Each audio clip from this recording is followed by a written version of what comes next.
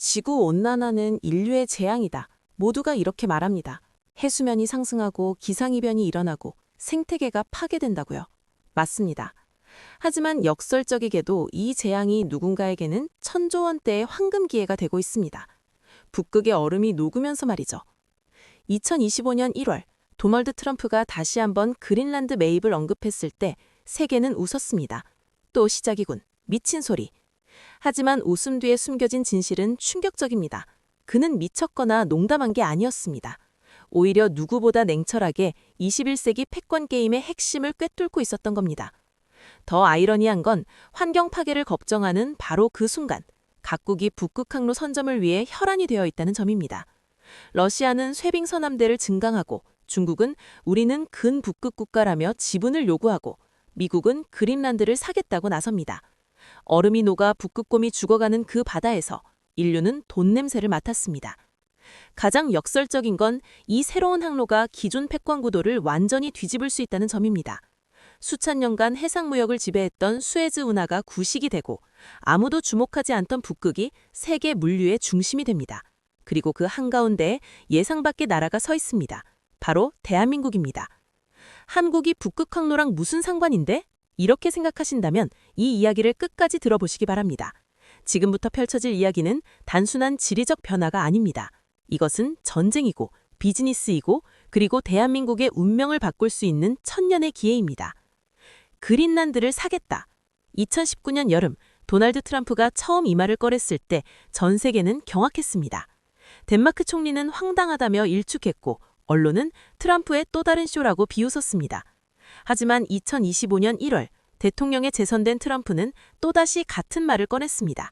이번엔 더 진지했습니다. 필요하다면 군사력을 사용할 수도 있다. 농담이 아니었습니다. 백악관 안보팀은 실제로 그린란드 확보를 위한 시나리오를 여러 개 준비했습니다. 왜일까요? 대체 얼음덩어리에 불과한 섬이 왜 미국 대통령을 이토록 집착하게 만드는 걸까요? 답은 지도를 펼치면 보입니다. 그린란드는 단순한 섬이 아닙니다. 북극해로 가는 관문입니다. 현재 미국이 북극해와 접하는 해안선은 알래스카 북부뿐입니다. 약 1,700km입니다. 짧습니다. 반면 러시아는 어떨까요? 24,000km입니다. 미국의 14배입니다. 이게 문제입니다. 국제법상 배타적 경제 수역은 해안선에서 200캐리, 약 370km까지 인정됩니다.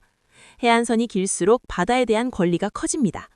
북극 항로를 지배하려면 북극해에 대한 법적 권리가 필요한데 미국은 현재 러시아에 비해 턱없이 부족합니다. 그린란드를 확보하면 상황이 완전히 달라집니다.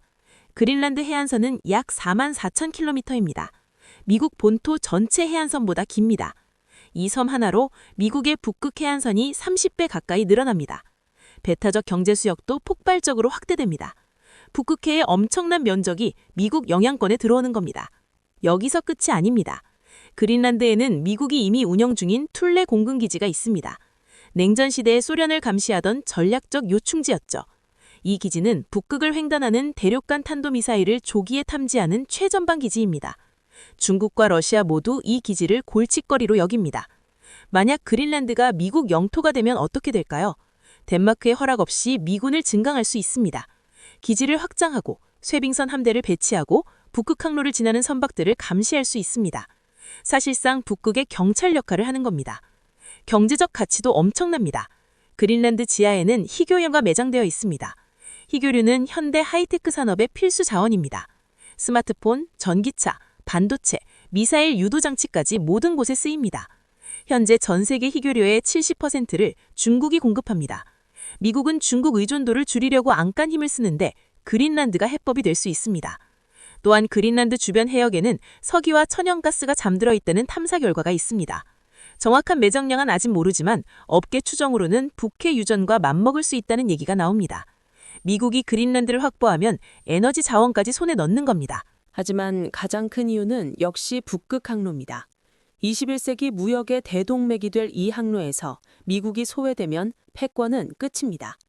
러시아와 중국이 손잡고 이 항로를 장악하면 미국은 구경꾼으로 전락합니다. 트럼프는 이걸 알고 있습니다. 그래서 그린란드에 집착하는 겁니다. 물론 덴마크가 팔 리 없습니다. 그린란드는 덴마크 자치령이지만 주민들은 독립의지가 강합니다. 미국은 이 점을 노립니다. 덴마크한테 사는 게 아니라 그린란드 주민들에게 미국 주가 되면 경제적 혜택을 주겠다고 제안하는 겁니다. 실제로 그린란드 일부 정치인들은 긍정적 반응을 보였습니다. 항로 하나가 세상을 바꿀 수 있을까? 역사는 그렇다고 답합니다. 15세기 말 바스코다가마가 희망봉을 돌아 인도로 가는 항로를 발견했을 때 포르투갈은 해상 강국이 됐습니다. 19세기 중반 수에즈 운하가 개통되자 유럽과 아시아 무역 시간이 반으로 줄었고 영국은 패권을 공고히 했습니다. 이제 북극 항로가 그 역사를 다시 쓰려 합니다. 숫자로 보면 충격적입니다. 기존 부산에서 로테르담까지 가는 항로를 생각해 봅시다. 수에즈 운하를 거치면 약 2만 1000km입니다. 배로 약 35일 걸립니다. 하지만 북극 항로를 이용하면 약 1만 4000km로 줄어듭니다.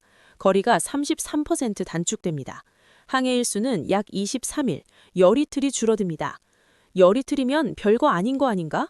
천만의 말씀입니다. 해운업에서 시간은 곧 돈입니다. 컨테이너선 한 척의 하루 운항 비용은 평균 3만 달러에서 5만 달러입니다. 대형 선박은 10만 달러가 넘습니다. 열이틀이면 200만 달러, 하나로 약 27억 원입니다. 1년에 100번 왕복하면 2,700억 원 절감입니다. 여기에 수에즈 운하 통행료도 빠집니다. 대형 컨테이너선은 한 번 지날 때마다 약 50만 달러를 냅니다. 한화로 약 7억 원입니다. 북극 항로는 아직 통행료가 없거나 훨씬 쌉니다. 러시아가 일부 구간에서 쇄빙선 안내료를 받지만 수에즈보다 훨씬 저렴합니다. 연료비도 줄어듭니다. 거리가 짧으니 당연합니다. 벙커CU, 즉 선박용 연료유 가격이 톤당 500달러라고 하면 대형 선박은 하루에 약 100톤을 씁니다. 열이틀이면 1200톤, 60만 달러 절감입니다. 1년이면 수백억 원입니다. 총 물류비를 계산하면 북극 항로는 기존 항로보다 약 30에서 40% 저렴합니다. 이건 기업 입장에서 거부할 수 없는 숫자입니다. 삼성전자가 유럽에 스마트폰을 수출한다고 칩시다. 1년에 1000만 대, 컨테이너로 따지면 수천 개입니다. 물류비가 30% 줄면 수백억 원이 절감됩니다. 당연히 북극 항로를 택하겠죠. 하지만 문제가 있었습니다. 얼음입니다. 북극해는 겨울에 얼어붙습니다. 일반 선박은 못 지나갑니다.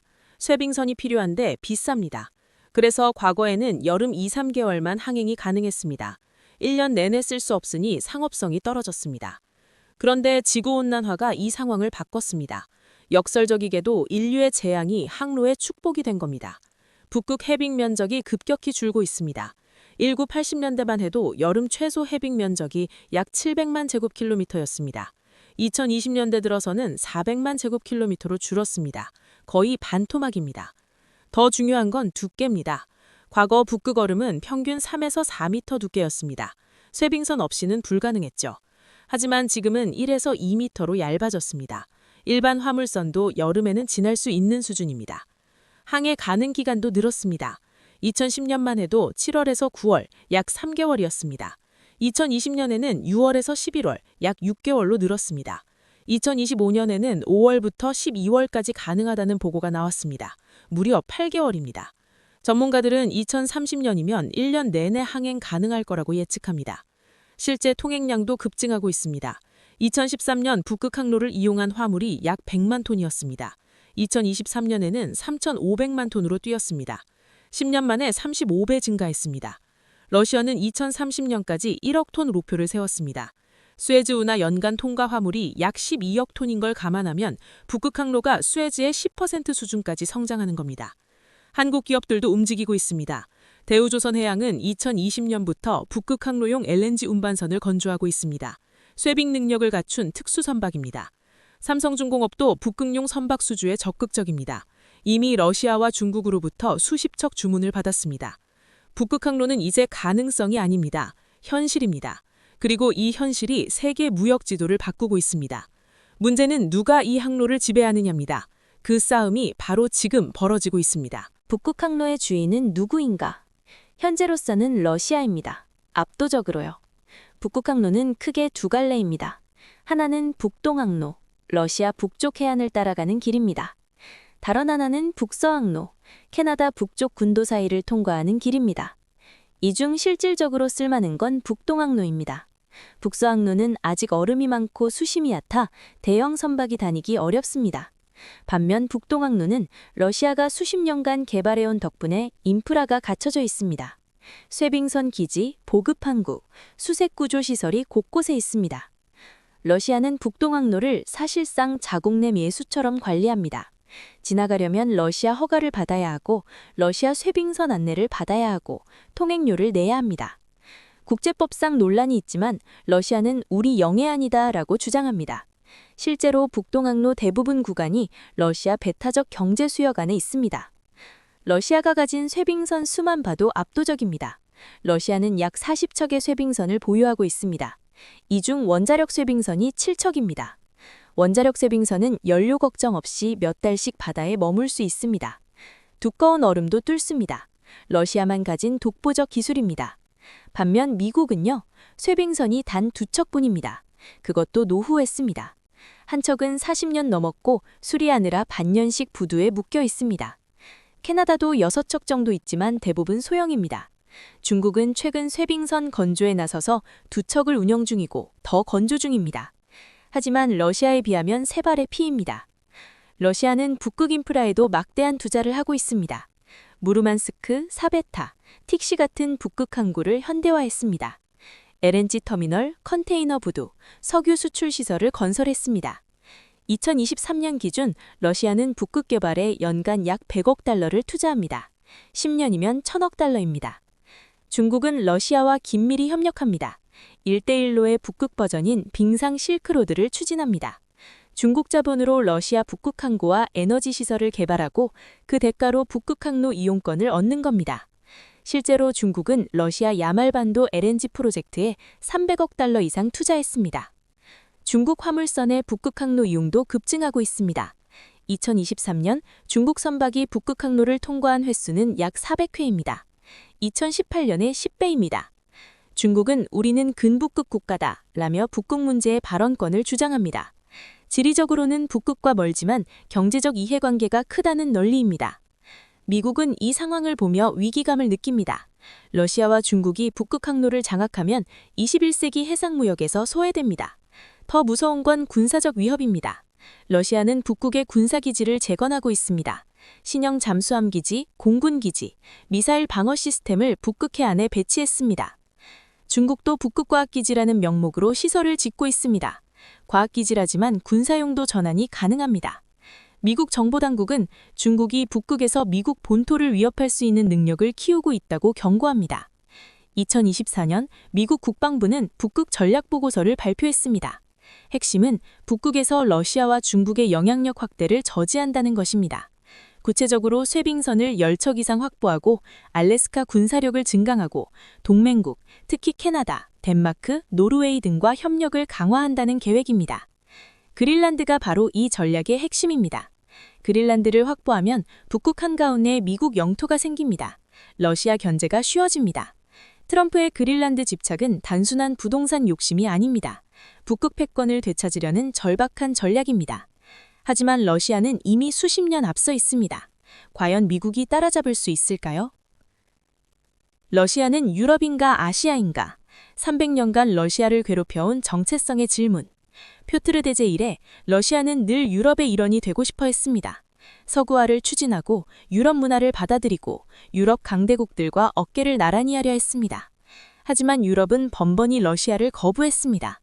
나폴레옹 전쟁 때도, 크림 전쟁 때도, 제1차 세계대전 때도 러시아는 유럽의 이방인이었습니다. 너무 크고 너무 다르고 너무 위협적이었습니다. 냉전 시대에는 아예 철의 장막으로 갈라섰죠. 1991년 소련이 붕괴하고 보리스 옐친은 다시 유럽으로 향했습니다. 이제 우리도 민주주의와 시장 경제를 한다. 받아달라. 나토는 거절했습니다. 오히려 동유럽 국가들을 나토에 편입시켰습니다. 폴란드, 체코, 헝가리, 발트 3국, 러시아 코앞까지 나토가 확장됐습니다. 러시아는 배신감을 느꼈습니다. 우리가 양보했는데 너희는 우리를 포위하는구나. 블라디미르 푸틴이 집권한 후 러시아는 유럽과의 관계 개선을 시도했습니다. 독일과 에너지 협력을 강화하고 프랑스와 군사기술을 거래했습니다. 2000년대 초반에는 나름 화해 분위기였습니다. 하지만 2014년 크림 병합 이후 모든 게 틀어졌습니다. 서방은 러시아에 경제 제재를 가했습니다. 유럽 이후 미국, 캐나다, 호주, 일본까지 동참했습니다. 러시아 은행들은 국제 금융망에서 차단됐고 첨단 기술 수출은 금지됐으며 러시아 부호들의 해외 자산은 동결됐습니다. 러시아는 고립됐습니다. 2022년 우크라이나 전쟁은 결정타였습니다. 서방은 전례 없는 강도의 제재를 퍼부었습니다. 스위프트 결제망에서 러시아 주요 은행 퇴출, 러시아 중앙은행 외환 보유고 동결, 유럽 EU의 러시아산 석유, 가스 수입 단계적 금지. 러시아는 유럽과 완전히 결별했습니다. 푸틴은 깨달았습니다. 유럽은 우리를 받아주지 않는다. 200년 동안 그랬듯이. 그리고 결단을 내렸습니다. 그럼 동쪽으로 간다. 2022년 9월, 푸틴은 블라디보스토크에서 열린 동방경제 포럼에서 선언했습니다. 러시아의 미래는 아시아 태평양에 있다. 숫자가 이를 증명합니다. 2021년까지 러시아 수출의 약 50%가 유럽으로 갔습니다.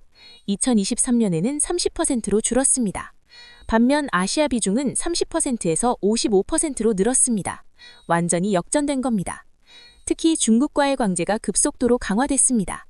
2023년 러중 교역액은 약 2,400억 달러로 사상 최대를 기록했습니다. 러시아는 중국의 석유, 가스, 석탄, 목재, 곡물을 팔고 중국은 러시아의 미개, 전자제품, 자동차, 생활용품을 팝니다. 중국은 러시아의 최대 무역 상대국이 됐습니다. 하지만 러시아는 중국만으로는 부족합니다. 중국 의존도가 너무 높으면 협상력을 잃습니다. 러시아는 자변화가 필요합니다. 인도, 베트남, 인도네시아, 그리고 한국. 특히 한국에 러시아는 큰 관심을 갖습니다. 왜 그럴까요? 한국이 러시아가 가지지 못한 결정적인 것을 가지고 있기 때문입니다. 바로 기술입니다. 러시아의 아킬레스건은 무엇인가? 기술입니다. 러시아는 자원 대국이고 군사 강국이지만 민간 첨단 기술은 약합니다. 반도체, 정밀기계, 고부가 가치 제조업이 뒤처집니다. 특히 조선업에서 러시아는 한국을 절실히 필요로 합니다. 북극 항로의 핵심 화물은 LNG입니다. 러시아 북극 지역에는 천문학적 양의 천연가스가 묻혀 있습니다. 야말반도, 기단반도, 사할린. 세계 가스 매장량의 약 30%가 러시아 북극에 있습니다. 이걸 수출하려면 액화에서 배로 실어 날라야 합니다. 여기서 LNG 운반선이 필요합니다. 문제는 보통 LNG 운반선으로는 안 된다는 겁니다. 북극은 얼음이 있습니다. 쇠빙 능력을 갖춘 특수 선박이어야 합니다. 마이너스 50도의 극한 환경에서 작동해야 하고 두꺼운 얼음을 깨며 나아가야 하고 동시에 LNG를 마이너스 162도로 안전하게 보관해야 합니다. 이런 배를 만들 수 있는 나라가 전 세계에 몇 없습니다. 한국, 중국, 일본 정도입니다. 유럽에도 일부 조선소가 있지만 생산 능력이 제한적입니다. 이중 기술력과 품질에서 압도적인 나라는 한국입니다. 한국 조선업은 세계 1등입니다. 특히 고난이도 선박에서는 독보적입니다. LNG 운반선 세계 시장 점유율이 약 70%입니다. 3척 중 2척 이상을 한국이 만듭니다. 한화오션, 삼성중공업, 현대중공업, 이 3사가 세계 LNG 운반선 시장을 지배합니다. 북극용 쇠빙 LNG 운반선은 더 어렵습니다. 일반 LNG 운반선에 쇠빙 기능을 더하려면 선체를 특수 강철로 보강해야 하고 배 앞부분 형상도 얼음을 깨기 좋게 설계해야 하고 추진 시스템도 강화해야 합니다. 기술 난이도가 엄청 높습니다. 한국은 이 기술을 확보했습니다. 2014년 대우조선해양이 세계 최초로 쇠빙 LNG 운반선을 건조했습니다. 아크 7등급, 즉 1년 내내 북극을 항해할 수 있는 최고 등급입니다. 이후 한국 조선사들은 수십 척을 더 만들었습니다. 러시아, 중국, 카타르 등이 주문했습니다. 러시아 입장에서 한국은 대체 불가능합니다. 중국도 배를 만들지만 품질이 떨어집니다. 용접 불량, 소음 문제, LNG 누출 사고가 종종 발생합니다. 일본은 기술은 좋지만 생산 능력이 한정적이고 가격이 비쌉니다. 결국 한국이 최적입니다. 실제로 러시아 최대 LNG 프로젝트인 아크틱 LNG2는 한국 조선사 없이는 불가능합니다. 이 프로젝트는 연간 약 2천만 톤의 LNG를 생산해 북극 항로로 수출하는 계획입니다. 이를 위해 최소 20척 이상의 쇠빙 LNG 운반선이 필요합니다. 러시아는 한화오션과 삼성중공업의 수주 의사를 타진했습니다. 한 척당 가격이 약 3천억 원입니다. 20척이면 6조 원입니다. 한국 조선업계에는 엄청난 기회입니다. 하지만 정치적 문제가 있습니다. 한국 정부는 서방 제재에 동참하고 있어 러시아 프로젝트 참여가 제한적입니다. 조선업뿐 아닙니다. 러시아는 한국의 반도체, 전자, 정밀기계 기술도 탐냅니다. 러시아 극동 개발에 한국 기업 참여를 원합니다. 블라디보스토크, 하바로프스크, 사할린 같은 도시를 현대화하는데 한국 건설사와 협력하고 싶어 합니다. 푸틴은 여러 번 한국을 언급했습니다. 한국은 기술 강국이자 아시아 선진국이다. 러시아와 한국은 서로 보완 관계다. 우리는 자원과 시장을 제공하고 한국은 기술과 제품을 제공한다. 윈윈이다. 실제로 러시아는 한국을 전략적 파트너로 삼고 싶어 합니다. 하지만 현재 한러 관계는 얼어붙었습니다. 우크라이나 전쟁 이후 한국은 서방편에 섰습니다. 대러 제재에 동참했고 우크라이나에 인도적 지원을 했습니다. 러시아는 한국을 비우호국으로 분류했습니다. 교역도 급감했습니다. 하지만 전쟁이 끝나면 상황은 달라질 수 있습니다. 러시아는 여전히 동아시아가 필요하고 한국은 북극 항로가 필요합니다. 두 나라의 이해관계는 언젠가 다시 만날 수밖에 없습니다. 문제는 타이밍과 조건입니다. 항로의 가치는 출발지와 도착지가 결정한다. 아무리 좋은 길이어도 도착해서 짐을 내릴 곳이 없으면 소용없습니다.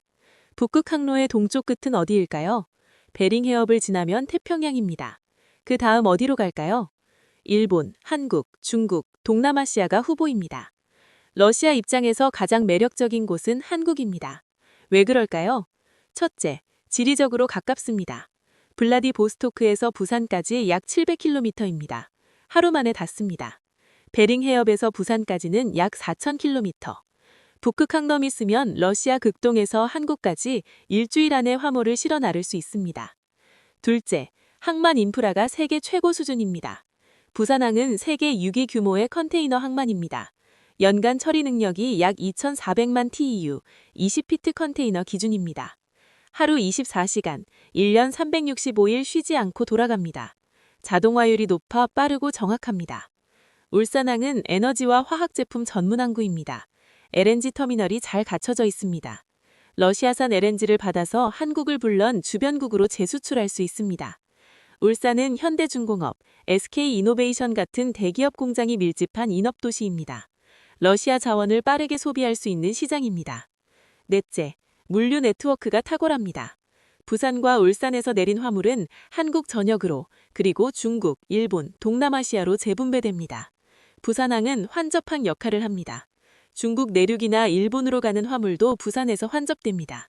북극 항로로 부산까지 온 화물을 다시 작은 배에 싣고 인근 국가로 보내는 겁니다. 효율적입니다.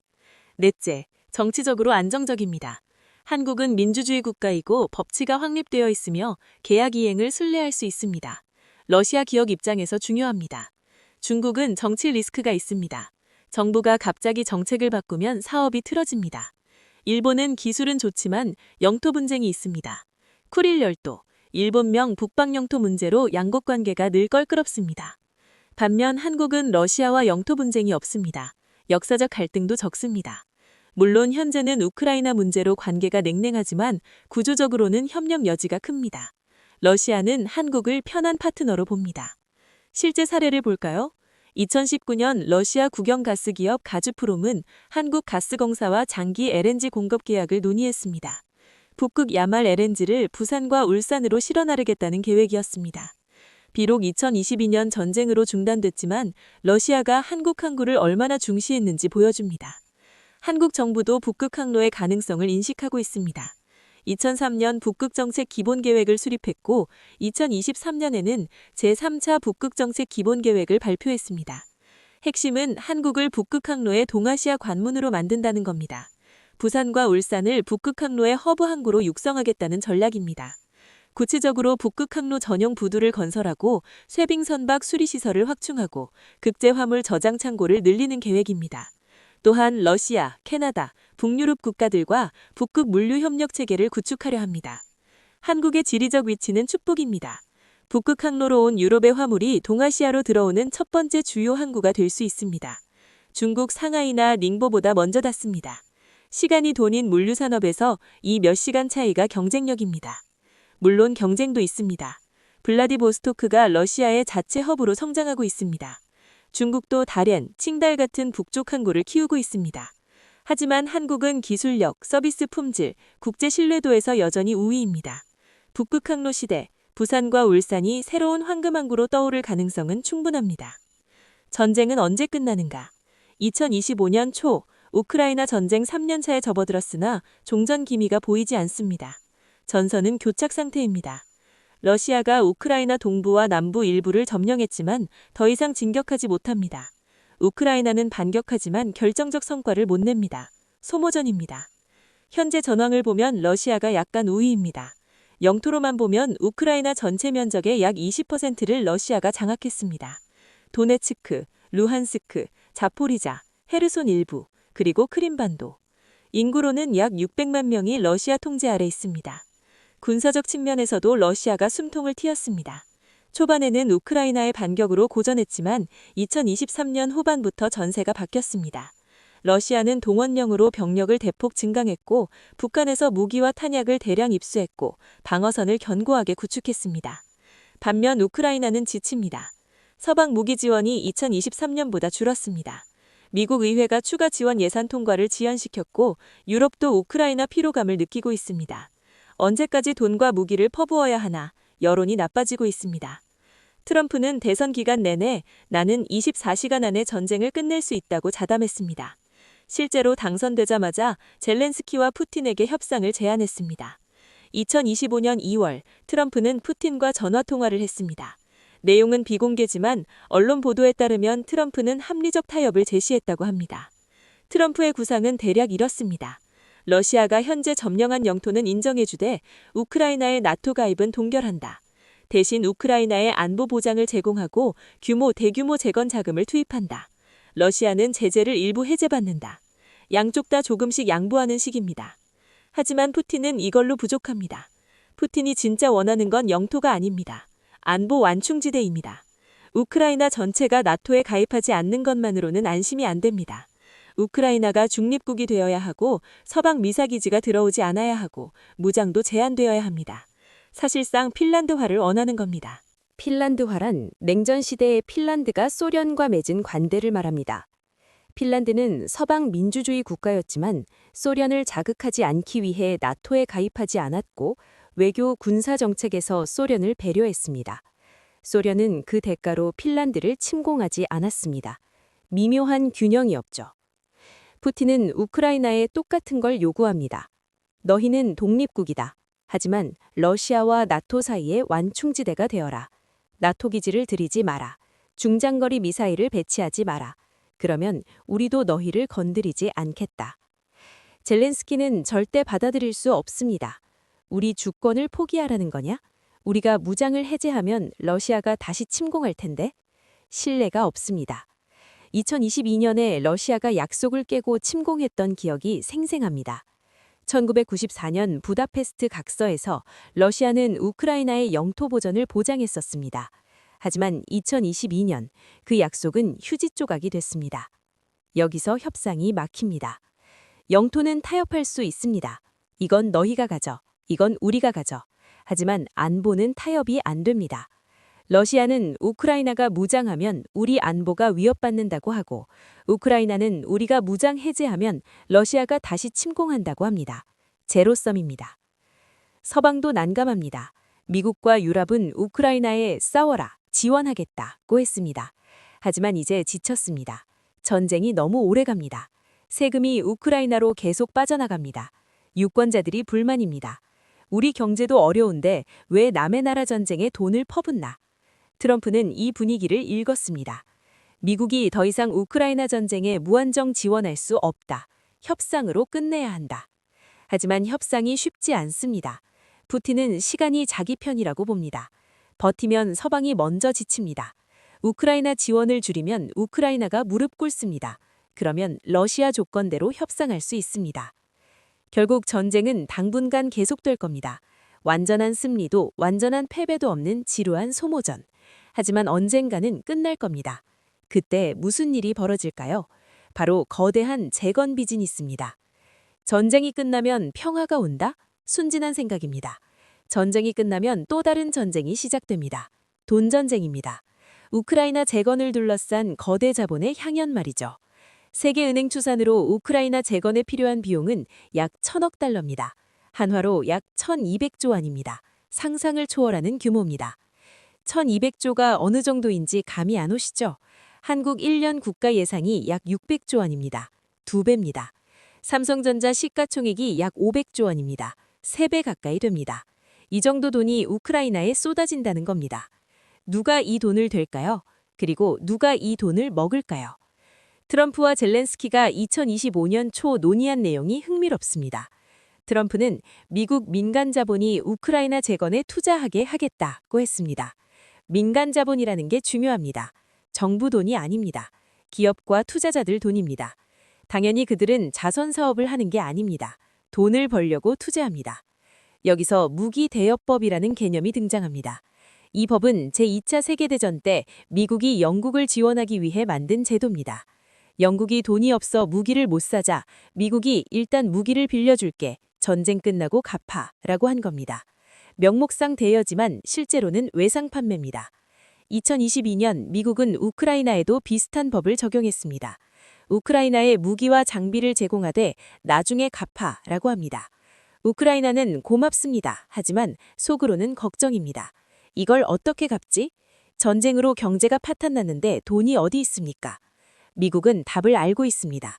우크라이나의 자원과 자산으로 갚아라. 우크라이나는 유럽의 곡창지대입니다. 전 세계 밀 수출의 약 10%, 옥수수 수출의 약 15%를 차지합니다. 비옥한 흑토지대가 우크라이나 국토의 70%입니다. 이 땅이 금입니다. 또한 우크라이나에는 희귀류, 리튬, 티타늄, 흑연 같은 전략 자원이 매장돼 있습니다. 전기차 배터리, 반도체, 항공기에 쓰이는 핵심 자원입니다. 매장량 추정치로 수조 달러 가치입니다. 지금까지는 채굴을 안 했지만 전쟁 후에는 대규모 개발이 예상됩니다. 미국 자본은 이걸 노립니다. 우크라이나 재건을 도와주겠다. 대신 농지 유수권을 달라. 광산 채굴권을 달라. 인프라 운영권을 달라. 우크라이나는 거절하기 어렵습니다. 돈이 필요하니까. 결국 국부가 담고로 잡히는 겁니다. 실제 사례가 있습니다. 2022년 미국 농업 대기업 카길과 몬산토는 우크라이나 정부와 농지 장기 임대 계약을 논의했습니다. 수십만 헥타르의 땅을 50년간 빌려 곡물을 재배하고 수출하겠다는 계획입니다. 우크라이나는 임대료를 받고 미국 기업은 곡물로 돈을 법니다. 블랙록 같은 거대 투자 회사도 관심을 보입니다. 블랙록은 전 세계 최대 자산 운용사입니다. 운용 자산이 약 10조 달러입니다. 이 회사는 2023년 우크라이나 정부와 재건 펀드 조성 협약을 맺었습니다. 인프라, 에너지, 통신 분야에 투자하겠다는 겁니다. 당연히 수익을 기대합니다. 우크라이나 재건은 사실상 민지화입니다. 전쟁으로 파괴된 것을 복구하되 국가가 아니라 기업이 소유하고 운영합니다. 발전소, 도로, 철도, 공항, 항구 모두 민간 자본이 짓고 운영권을 갖습니다. 50년, 100년 단위로요.